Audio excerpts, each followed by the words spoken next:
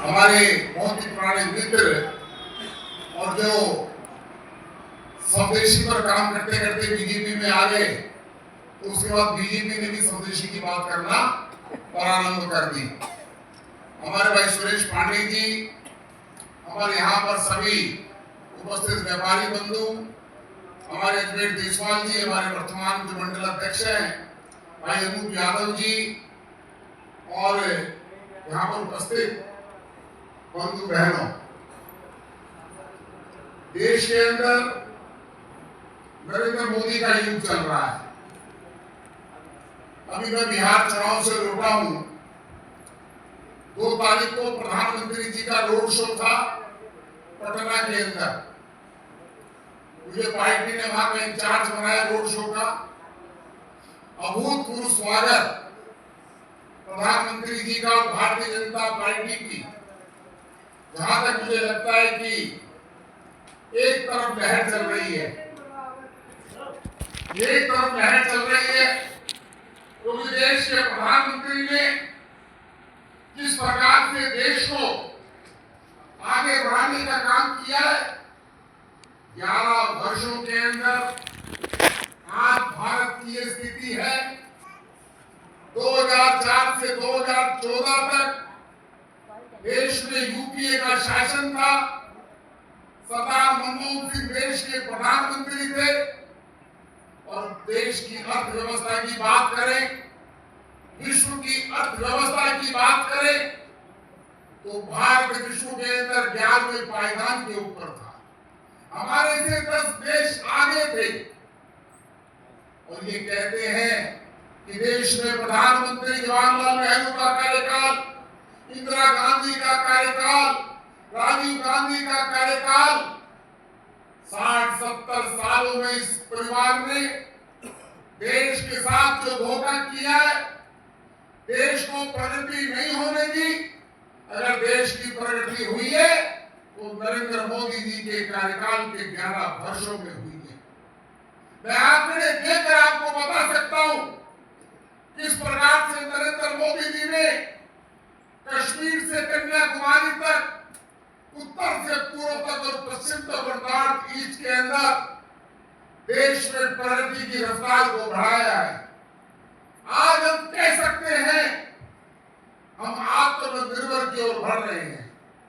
प्रधानमंत्री जी ने संकल्प लिया है 2047 तक भारत जो विकसित भारत कहलाएगा और दिल्ली भी विकसित होगी। मैं आपको बताना चाहता हूं, हमारी दिल्ली की लोकप्रिय मुख्यमंत्री बहन रेखा गुप्ता जी के 8-9 महीने के कार्यकाल के अंदर दिल्ली प्रगति की राह के ऊपर है।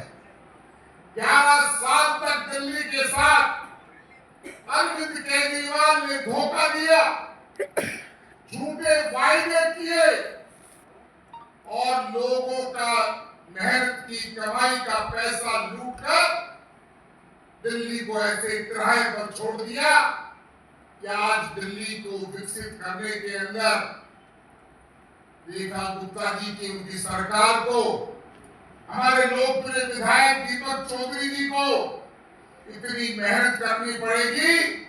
जब विकसित भारत होगा तो दिल्ली भी विकसित होनी चाहिए। बातें लंबी लंबी करते हैं राहुल गांधी और सोनिया गांधी, प्रियंका गांधी, और खड़गे साहब भी उल्टे सीधे बयान देते हैं। खड़गे साहब को लगता है कि देश के अंदर वो परिवर्तन कर देंगे। खड़गे साहब दूसरा जन्म ले लो, तीसरा जन्म ले लो, नरेंद्र मोदी की सरकार को कोई हिला नहीं सकता।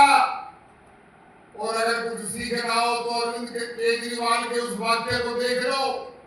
अरविंद केजरीवाल कहता था कि दिल्ली में अगर आम आदमी पार्टी और केजरीवाल के शासन को हटाना होगा तो नरेंद्र मोदी जी को दूसरा जन्म लेना पड़ेगा। केजरीवाल साहब, नरेंद्र मोदी जी ने इसी एक जन्म के अंदर आप तो दिल्ली की बात करते हो, मैं देश की बात करता हूं। आप सोचिए कि जिस समय बिहार के चुनाव होते थे, 4-4, 5-5 फेज में चुनाव होते थे। दो चुनाव 2 फेज में हो रहे हैं। एक व्यक्ति की मृत्यु नहीं हुई है। राहुल गांधी कह रहे थे कि चुनाव 2 फेज में कराने का मतलब क्या है? अरे जब सरकार की बंदूक मजबूत हो जाए, प्रशासन मजबूती से खड़ा हो जाए, तो चुनाव 1 फेज में भी हो सकते हैं।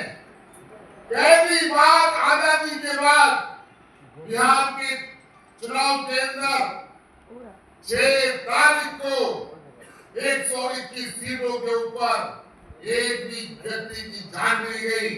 इसे कहते हैं अमित शाह जैसा गृह मंत्री और देश के प्रधानमंत्री नरेंद्र मोदी जी का कार्य और नीतीश कुमार जी की, नीतीश बाबू की कार्य क्षमता, जो अनेक वर्षों से बिहार की सेवा कर रहे हैं। आज आपके बीच में आत्मनिर्भर भारत की बात करना चाहता हूं। 1947 के अंदर देश आजाद हुआ। 1952 के अंदर पहली बार सरकार बनी। पंडित जवाहरलाल नेहरू प्रधानमंत्री बने, इंदिरा गांधी प्रधानमंत्री बनी, गुलजारी लाल नंदा जी प्रधानमंत्री बने, लाल बहादुर शास्त्री जी प्रधानमंत्री बने, राजीव गांधी जी बने, मनमोहन सिंह जी बने। लेकिन आपको याद होगा गुजराल जी बने, चंद्रशेखर जी बने, देवगौड़ा साहब बने। 1952 के बाद अगर इनकम टैक्स के अंदर 1 लाख, 1.5 लाख, 2 लाख, 2.5 लाख रुपए तक कमाने के ऊपर आपको टैक्स नहीं देना पड़ता था। देश के प्रधानमंत्री ने 12,50,000 रुपए तक आप अपना इनकम कीजिए, तब तक आप इनकम टैक्स के दायरे में नहीं आ सकते। अगर ऐसा कोई बोल्ड निर्णय ले सकते हैं तो देश के प्रधानमंत्री नरेंद्र मोदी ले सकते हैं। मैं पूछना चाहता हूं कि हम आत्मनिर्भर भारत की ओर बढ़ रहे हैं, नहीं बढ़ रहे? हम आत्मनिर्भर भारत की ओर बढ़ रहे हैं। मैं बहुत सारी बातें आपको बता सकता हूं। जिस समय यूपीए का शासन था और शासन की बात करें, मेरे पास डाटा है और मैं चुनौती देना चाहता हूं। यहाँ के दिल्ली कांग्रेस के लोगों में तो साफ सूंघ गया, वो तो मृतावस्था के अंदर है और वो ऑक्सीजन ले रहे हैं आम आदमी पार्टी के लोग। हमारे कुल मिलाकर देश में टक्कर तो कांग्रेस और यूपीए से है। मैं आपको कुछ आंकड़े बताना चाहता हूं और आपको आश्चर्य होगा कि नरेंद्र मोदी जी के कार्यकाल के अंदर 11 वर्षों के अंदर देश किस तरह आत्मनिर्भर की ओर बढ़ रहा है। जीएसटी के अंदर जिस प्रकार से नरेंद्र मोदी जी ने स्लैब हटाए हैं, आज अनाज के ऊपर, गेहूं के ऊपर, खाने के सामान के ऊपर उन्होंने रसोई के ऊपर लगने वाला टैक्स या तो 0 कर दिया है और या कहे तो 5% कर दिया है। इससे पहले की सरकारों ने किसी प्रकार की कोई व्यवस्था नहीं की थी।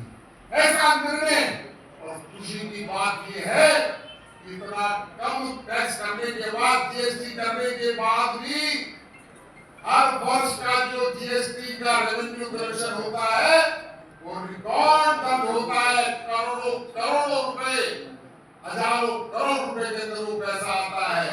अगर नरेंद्र मोदी जी का निर्णय गलत होता तो इतना टैक्स बढ़ता नहीं, कम हो जाता। नरेंद्र मोदी के कार्य को देखते हुए यूपीए की सरकार, राहुल गांधी जी, खड़गे साहब, सोनिया गांधी, प्रियंका गांधी और उनके अम्पू चंपू लोग जो है उल्टे सीधे बयान देने का काम करते हैं। मैं पूछना चाहता हूं खड़गे साहब, आपका पार्टी का शासन बहुत लंबा रहा है। देश में एयरपोर्ट की